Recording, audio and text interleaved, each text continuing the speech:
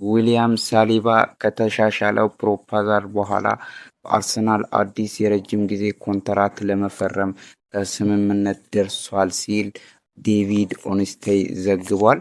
ዊሊያም ሳሊባ በአርሰናል የሚያቆየው አዲስ ኮንትራት እስከ ሰኔ 2030 የሚያቆየው የ5 ዓመት ኮንትራት ነው የተስማማው ሲል ፋብሪዚዮ ሮማኖ ዘግቧል።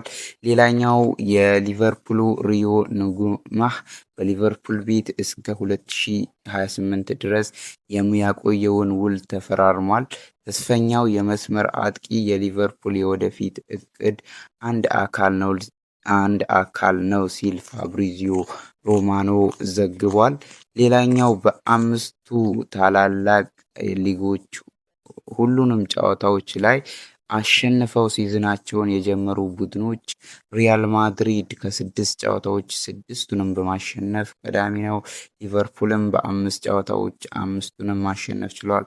ባየር ሙኒክ በ4 ጨዋታዎች 4ቱንም፣ ናፖሊ በ4 ጨዋታዎች 4ቱንም ማሸነፍ የቻሉ ክለቦች ናቸው። በአጭሩ እስካሁን ባደረጓቸው ጨዋታዎች ምንም ሽንፈት ያላጋጠማቸው ክለቦች ማለት ነው። እና ይህንን ቤት ፎሎ ላይክ ማድረጋችሁን እንዳትረሱ።